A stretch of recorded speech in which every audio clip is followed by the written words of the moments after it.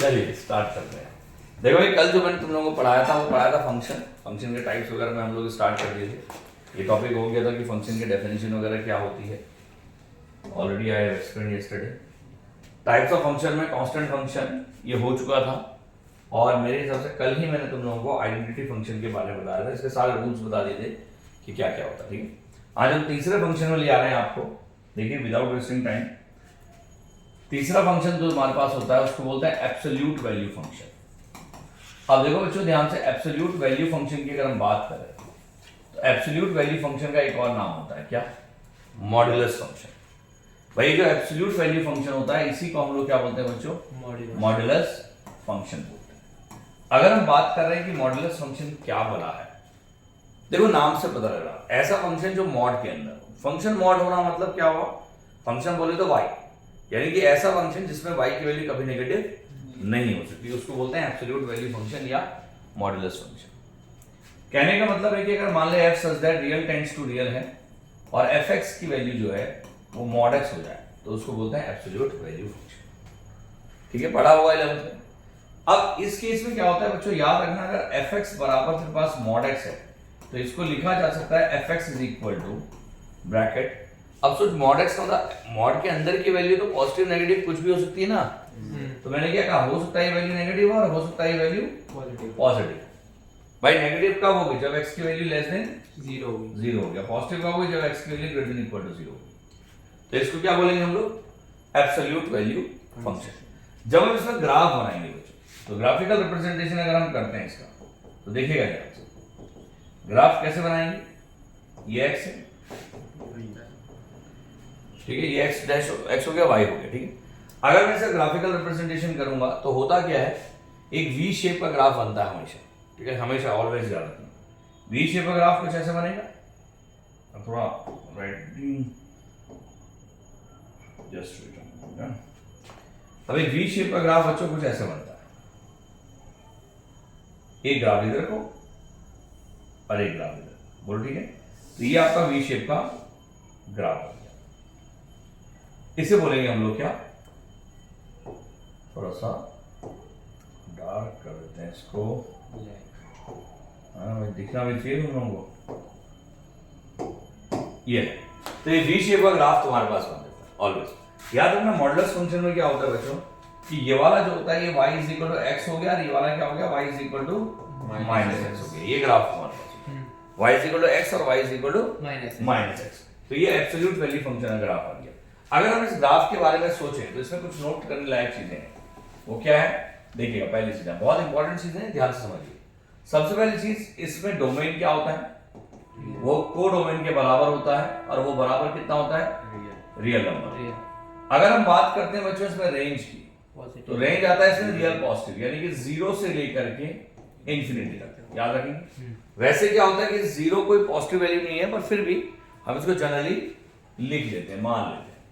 तीसरा आता है इसमें रेंज आ गया तुम्हारे पास, डोमेन आ गया, कोडोमेन आ गया।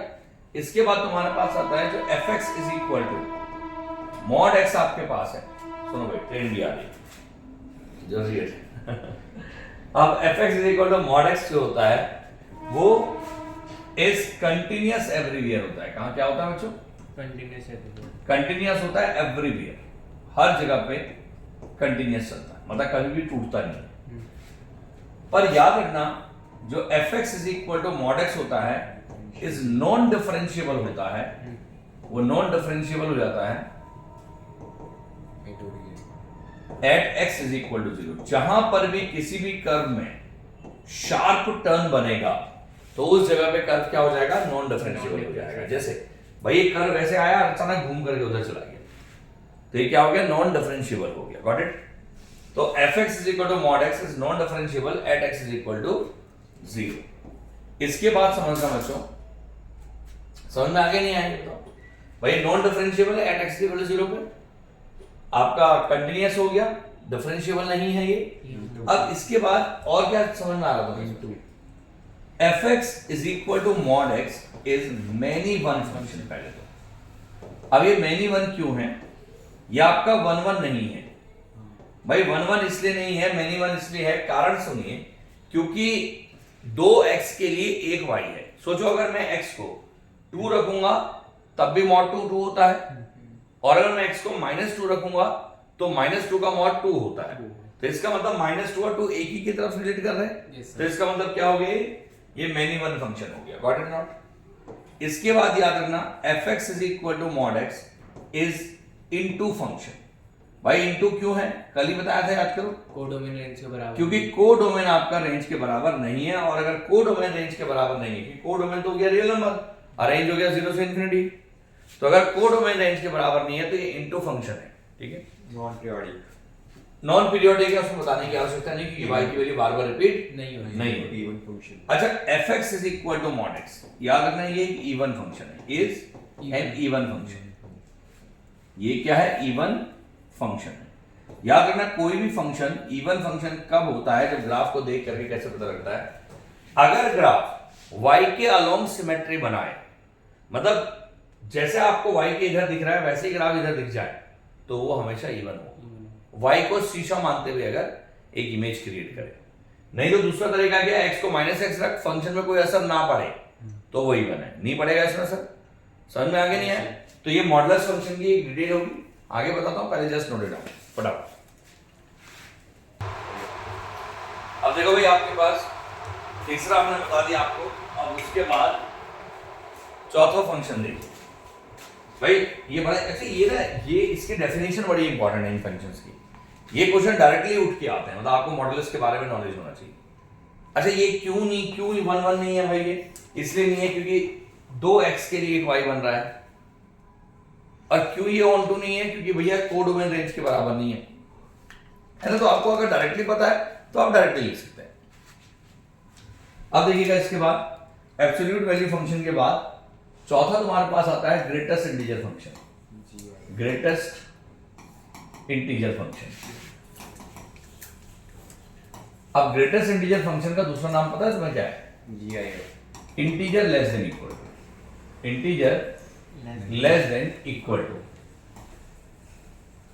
अब जो आप GIF कह रहे हैं ना, वो GIF इसकी शॉर्ट फॉर्म है भाई, कोई फंक्शन का दूसरा नाम थोड़ा ना है वो। अब integer less than equal to, ठीक है, ये इसका दूसरा नाम। अब ऐसा मतलब क्या होता है कि अगर मान ले, मैं तो कह रहा हूं, तुमने मेरे हिसाब से पढ़ा होगा, ज्यादा कुछ बताने की जरूरत नहीं है, ये इसका सिंबल होता है भाई, स्क्वायर ब्रैकेट में इसको लिखते हैं। तो अगर मान ले यहां पर 2.3 लिखा है तो इसका मतलब क्या होता है, 2 होता है। अगर मान ले 3.4 लिखा है तो इसका मतलब क्या होता है, 3 होता है। ठीक है ना, अगर माइनस का 7.9 लिखा है तो इसका मतलब क्या होता है, -8 होता है। मतलब integer less than equal to, मतलब अगर माइनस का 7.8 है तो उसका -8 इधर आएगा ना, इधर जो इंटीजर है। Yes sir. इसमें 2 रूल याद रखना। एक रूल तुम्हारे पास क्या होता है बच्चों, भाई एक रूल तुम्हारे पास ये होता है, ध्यान सुनना भाई, एक रूल नियम ये होता है कि अगर मान ले c प्लस h रखना है, मतलब एक नोट समझना कि अगर मान ले किसी भी GIF के अंदर c प्लस h रखा है तो उसकी वैल्यू c होती है, ठीक है, और किसी भी GIF के अंदर अगर c माइनस h रखा है तो उसकी वैल्यू c माइनस 1 होती है। अच्छा, जो c की वैल्यू होती है वो हमेशा क्या होती है बच्चों, c is equal to any integer.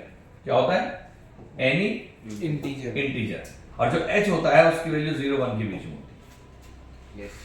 तो एग्जांपल अगर मान ले, मैं तुझे कह रहा हूं कि अगर मान ले यहां पर तेरे पास 2.3 है तो तुमने कहा 2 वैल्यू है। 2 क्यों है भाई, क्योंकि इसको 2 प्लस 0.3 लिखा जा सकता है, बोलो ठीक है। तो 2 प्लस h आ गया, c प्लस h आ गया ना, तो c प्लस h की वैल्यू c। उसके बाद अगर 2.3 है तो इसको हम पलट देंगे, इसको हम लिख देंगे 3 माइनस 0.7, बोलो ठीक है। तो 3 माइनस 0.7 तो c minus h, c minus h का मतलब कितना हो गया, c माइनस h का मतलब 3 माइनस 1 यानी कि बराबर है। तो आपके पास ये आ गया। अब इसमें भी क्या होता है, ग्राफ बनता है, मतलब हम इसको ऐसे लिखते हैं कि f such that real tends to real और fx is equal to GIF, ये ग्रेटेस्ट इंटीजर फंक्शन होता है। ये तो मैंने आपको बताया कि अगर ग्रेटेस्ट इंटीजर के अंदर वैल्यूज रखी जाए तो क्या उसका मतलब होता है, पर फिलहाल GIF की ये वैल्यूज होगी, बोलो समझ में? Yes sir. ऐसे रिप्रेजेंट करते हैं। अब इसको स्टेप मेथड भी बोलते हैं, स्टेप फंक्शन भी होता है, ठीक है ना। अब वैसे एक और होता है स्मॉलेस्ट ग्रेटेस्ट इंटीजर फंक्शन, मतलब स्मॉलेस्ट इंटीजर फंक्शन, वो जरूरत नहीं पड़ने। अब जैसे इसको पढ़ते हैं तो इसका ग्राफ भी बनता है, क्योंकि मैंने आपको रूल बता दिया। तो रूल के बाद जब हम ग्राफिकल रिप्रेजेंटेशन की करेंगे तो ग्राफ्स के बड़े इंपॉर्टेंट है यार, ग्राफ से ही आपको आधी कहानी समझ में आ जाएगी। तो अगर हम इसका ग्राफ बनाते हैं बच्चों, तो इसका ग्राफ कुछ ऐसे बनेगा, देखिए यहां और यहां पर आपका ये बन गया, ठीक है। अब सपोज ये हो गया बच्चों तुम्हारे पास 1 2 3 4 5, यहां पर आ गया -1 2 3 4 5 -1 -2 -3 -4 -5 -1 -2 -3 -4, ठीक है।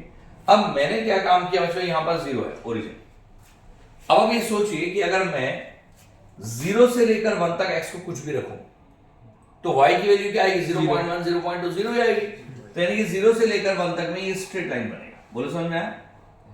0 से लेकर 1 तक में क्या बनेगा बच्चों, ये स्ट्रेट लाइन बनेगा। अब 0 पे 0 ही रहेगा और जैसे ही मैं 1 पुट करूंगा तो यहां पर हॉलो सर्कल बना रहा हूं, क्योंकि 1 पुट करते ही अगर मैं GIF की वैल्यू 1 की बात करूं तो अगर मैं सपोज यहां पर लिखूं कि GIF 1 कितना होता है, साहब 1 होता है, 3 कितना होता है, साहब 3 होता है। समझ में? तो 1 जैसे ही पुट करूंगा तो ये 1 पे पहुंच जाएगा। अब फिर 1 से लेकर 2 तक में क्या होगा, 1.1 1.2 1.3 कुछ भी, तो उसकी वैल्यू 1 ही रहेगी। यानी कि y वहां से वहां तक क्या हो जाता है, कांस्टेंट हो जाता है। 2 में फिर ये हॉल सर्कल आ गया, यानी कि 2 रखते ही ग्राफ कहां हो गया, फिर ऊपर पहुंच गया, फिर ये हो गया, फिर ये ऐसे चलता रहता है। बोलो समझ में आया? और ये चीज लेफ्ट में भी आती है। अगर मैं -1 से 0 तक कुछ भी रखूं तो इसकी वैल्यू -1, यहां हॉलो, -2 से -1 तक रखूं तो ये भैया ऐसे। समझ में आया नहीं है बच्चों? Yes sir. तो ये इसका ग्राफिकल रिप्रेजेंटेशन है। तो क्योंकि सीढ़ी बन रही है इसलिए स्टेप मेथड भी बोलते हैं इसको। अब इसमें बहुत सारी चीजें हैं नोट करने लायक, अगर आपको थोड़ा समझ में आए तो देखिए भाई। पहला नोट तो यह है कि इसकी डोमेन जो है और को डोमेन जो है वो दोनों बराबर है। और डोमेन को डोमेन किसके बराबर है बच्चों, रियल नंबर के बराबर। दूसरा, अगर हम डोमेन को डोमेन हमने कहा रियल नंबर के बराबर है तो इसके बाद और क्या समझ में आ रहा है मुझे, रेंज। अब रेंज इसमें क्या हो गया, कोई भी इंटीजर, क्योंकि आपको पता है यार कि डेसिमल में वैल्यू कभी नहीं आती इसकी। दूसरा मुझे पता है जो fx ग्रेटेस्ट इंटीजर फंक्शन है भाई ना, देखो ये आपका जो fx ग्रेटेस्ट इंटीजर फंक्शन ये है इज डिसकंटिन्यूअस। भाई ये डिसकंटिन्यूअस है, सोचो एट ऑल इंटीजर्स, ये सारे इंटीजर्स में क्या है, डिसकंटिन्यूअस एंड नॉन डिफरेंशिएबल भी लिखता हूं। तो fx इज इक्वल टू जो GIF फंक्शन है is non differentiable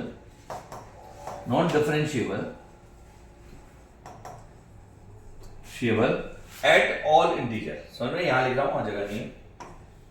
at all integers, सारी जगह पे क्या है बच्चों, ये डिफरेंशिएबल, नॉन डिफरेंशिएबल। इसके बाद और क्या पता लग रहा है, बताओ पांचों पॉइंट्स में। सही। ऑड fx बताओ, ऑड फंक्शन। ऑड फंक्शन नहीं है ये। कैसे मतलब? कैसे पता आपको ऑड फंक्शन है? क्योंकि fx is not equals to f minus x होगा ना भैया। तो ऑड कैसे हो जाएगा फिर, अगर वो fx minus times of minus fx के बराबर आ जाए, f minus x minus fx के बराबर, तब ऑड होता है। हाँ। यहाँ कैसे, ये ना तो ये इवन है ना ही ये ऑड है। अच्छा, अरे साहब ना तो ये इवन फंक्शन है ना ही ये ऑड फंक्शन है। इवन ऑड नहीं है ना ही ये पीरियोडिक फंक्शन है, और ना तो ये पीरियोडिक है ना ही ये ऑड फंक्शन है। नहीं बने। fx is many one function. क्यों? क्योंकि x की एक वैल्यू के लिए, मतलब x की एक से ज्यादा वैल्यू के लिए y की वैल्यू सेम हो रही है। सोच, x की वैल्यू वाले 1 से लेकर 2 तक बहुत सारी हुई, और सबके लिए y की वैल्यू 1 है, तो इसका मतलब मैनी वन फंक्शन। अगला आपके पास जो fx है into function is into function. क्यों भाई इनटू फंक्शन है? क्योंकि ऑन कोडोमेन रेंज के बराबर क्योंकि कोडोमेन रेंज के बराबर नहीं है। आगे समझ। तो ये कहानी है इस पूरे ग्राफ की, नोट करिए, वेरी वेरी इंपॉर्टेंट। जल्दी से अब देखो भाई एग्जाम से इसके बाद कौन सा बंद होगा, इसकी आवाज। अब देखिएगा इसके बाद जैसे हमने ये ग्रेटेस्ट इंटीजर फंक्शन पढ़ लिया, इसके बाद आता है सिग्नम फंक्शन। ठीक है, मैं बार बार आप लोगों को बोल रहा हूं सारे टाइप इसलिए बताए जा रहे हैं आपको कि इन सारे टाइप्स का यूज जो होगा ना वो जो 12th की फंक्शन है उसमें इस्तेमाल होगा। अब देखिएगा कौन सा, पांचवा छठा है, पांचवा आपके पास है सिग्नम फंक्शन। देखो यार सिग्नम फंक्शन बहुत छोटा सा है, अब मैं आपको टाइप नोट नहीं लिखा हुआ, वो आप अंडरस्टूड हो जाएगा, ठीक है भाई। देखिए सिग्नम फंक्शन क्या होता है यार कि f such that real tends to real. जब fx आपका जो होता है बच्चों याद रखना, वो x अपॉन मॉड x हो जाए या मॉड x अपॉन x हो जाए, तो x अपॉन मॉड x या मॉड x अपॉन x, तो उसको सिग्नम फंक्शन बोलते हैं। अब सिग्नम फंक्शन को एक और तरीके से एक्सप्लेन किया जाता है, और वो तरीका होता है कि इसकी तीन वैल्यू एग्जिस्ट करती है, या तो -1 या 0 या 1, ठीक है। -1 इसकी वैल्यू तब होती है जब x की वैल्यू जो होती है वो लेस देन 0 हो, जब x इज इक्वल टू 0 हो तो 0 होती है, जब x ग्रेटर देन 0 हो तो वो 1 होती है। ये तीन वैल्यूज इसकी होती है। अब जब इसका ग्राफिकल रिप्रेजेंटेशन कहा जाएगा तो इसका ग्राफिकल रिप्रेजेंटेशन कैसे होगा देखिएगा।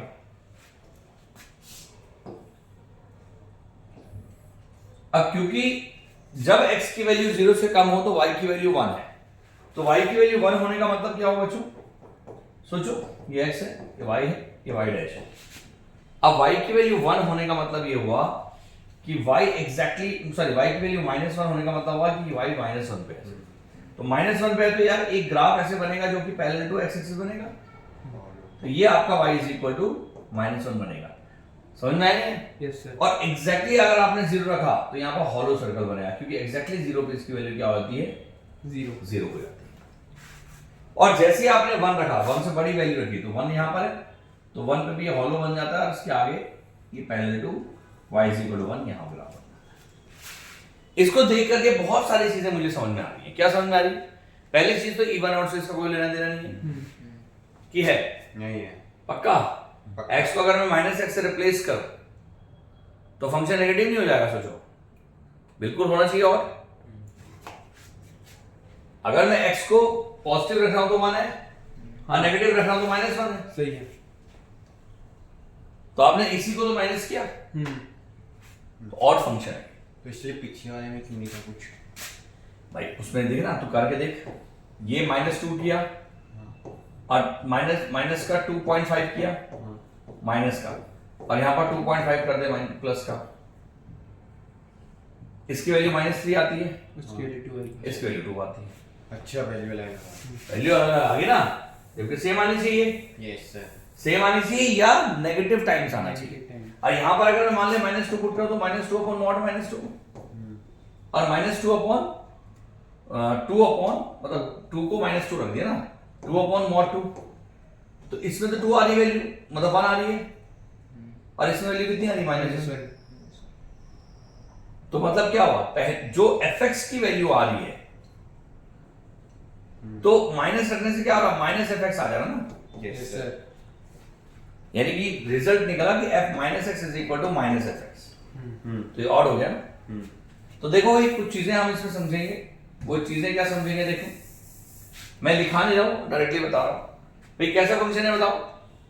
इसका डोमेन क्या है, रियल नंबर, रेंज कितनी है, पर लिख लेते फ्रॉड लिखते नहीं रहा नोट, पहले जल्दी से बताओ, पहला क्या बताओ, डोमेन कितना है, पहले domain is equal to codomain आ गया, is equal to real number. Range बताओ जल्दी से, -1 0 1। रेंज इसकी तीन वैल्यू होती है, -1 0 1, क्योंकि और कुछ वैल्यू एग्जिस्ट नहीं करती। तीसरा fx इज इक्वल टू जो Discontinuous। ग्रेटेस्ट इंटीजर फंक्शन है इज डिसकंटीन्यूअस, और डिफरेंशिएट एक साथ लिखता हूं, ठीक है, discontinuous in non differentiate and non-differentiable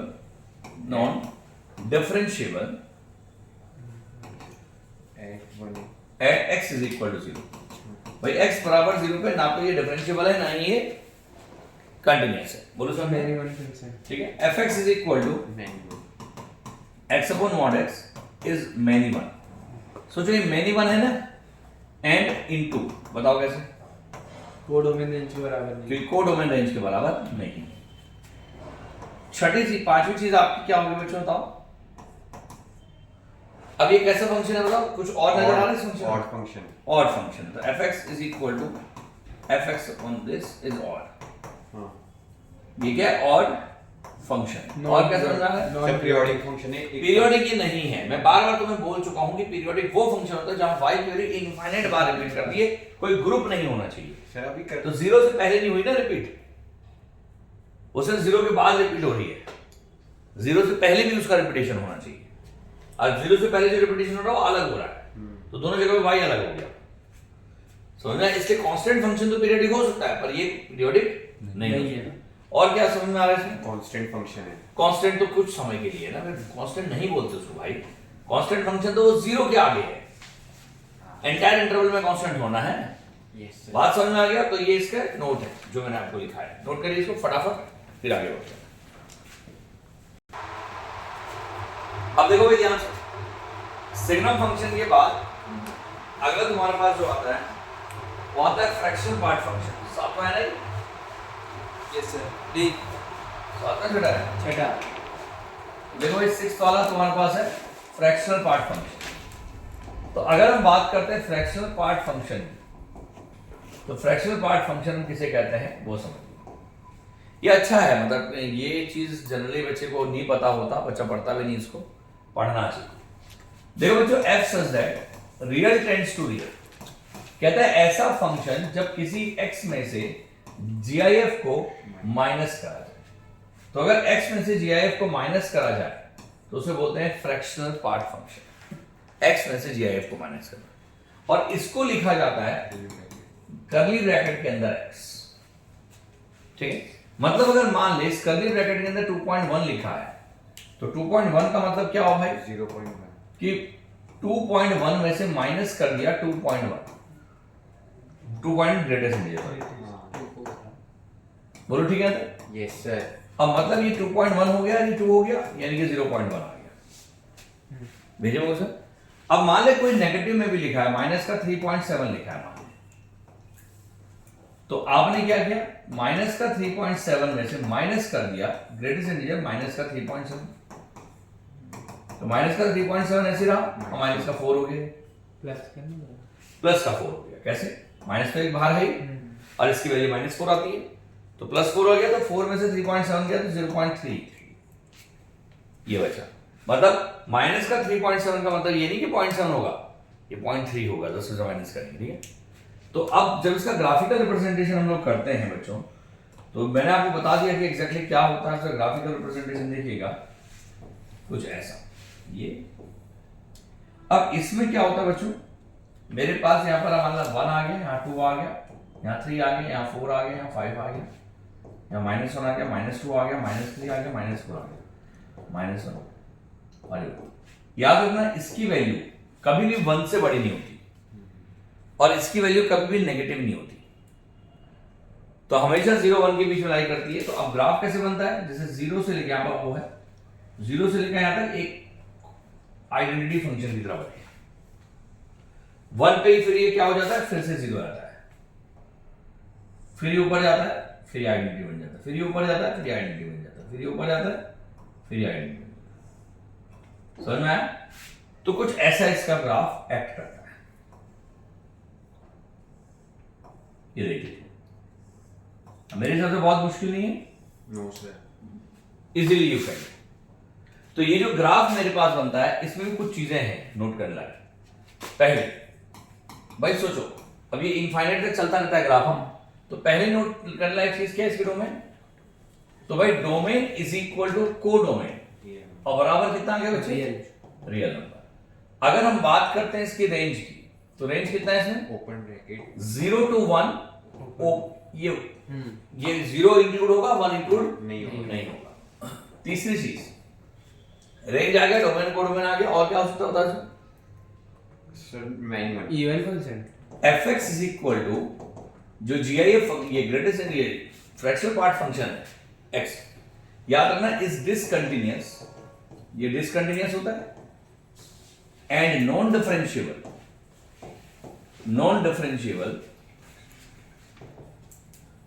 at all integers. भाई जितने भी इंटीजर्स होते हैं उन सब में ये डिसकंटिन्यूअस और नॉन डिफरेंशिएबल होता है ग्रेटेस्ट इंटीजर फंक्शन की तरह। बोलो समझ में आगे नहीं आया? Yes sir.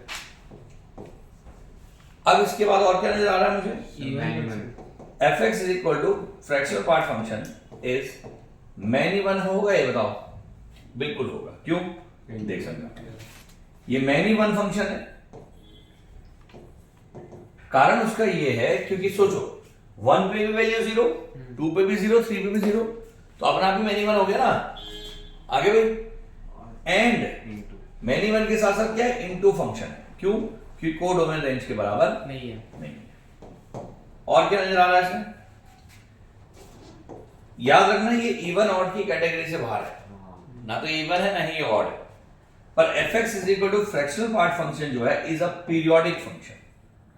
ये एक पीरियोडिक फंक्शन है, समझाता हूं। ये एक पीरियोडिक फंक्शन है और इसका जो पीरियड होता है बच्चों, वो पीरियड होता है 1।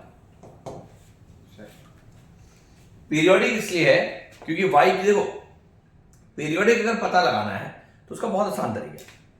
आप क्या करो, y की कोई भी वैल्यू लो जो ग्राफ में आ रही हो और x के पैरेलल एक लाइन ड्रॉ कर दो, और सिर्फ y कोई भी पॉइंट लो किसमें? y में, हाँ भाई, मान ली यहां लिया, हाँ और वहां से x के पैरेलल एक लाइन ड्रॉ कर दो। हाँ तो अगर आपको लगे कि वो जो ग्राफ है वो इस पूरे उसको इनफाइनाइट बार कट कर रहा है,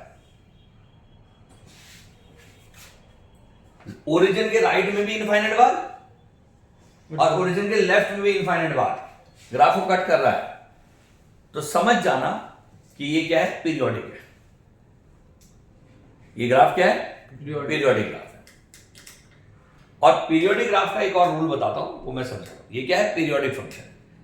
समझ में आई? आज का पीरियड 1 क्यों है? क्योंकि 1 के बाद दोबारा से रिपीटिशन हुआ, 0 से 1 गया, फिर 1 के बाद दोबारा से वो चीज चलती रही। तो जब सेम ग्राफ पहली बार ओरिजिन के बाद रिपीटिशन स्टार्ट करता था उस जगह पे, उस जगह को पीरियोडिक पीरियड बोलते हैं। तो यानी कि 1 इज अ पीरियड। अब सुनिए, एक चीज समझा, अगर हम बात करते हैं बच्चों पीरियोडिक फंक्शन किसे कहते हैं, मुझे लगता है तुम्हें आना चाहिए, या मुझे पढ़ाया गया था आपको, पर कोई बात नहीं। पीरियोडिक फंक्शन बोलते हैं जब f x plus k is equal to F X होता है। तो अगर F X plus K is equal to F X होता है, देन, बल्कि इसको ना के के बदले ऐसे लिखते हैं, F T plus X is equal to F X हो जाए, then t is a fundamental period of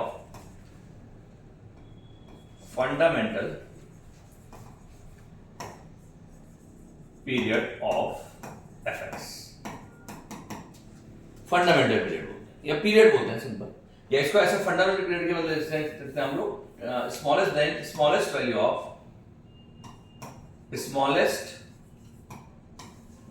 of t is period of fx।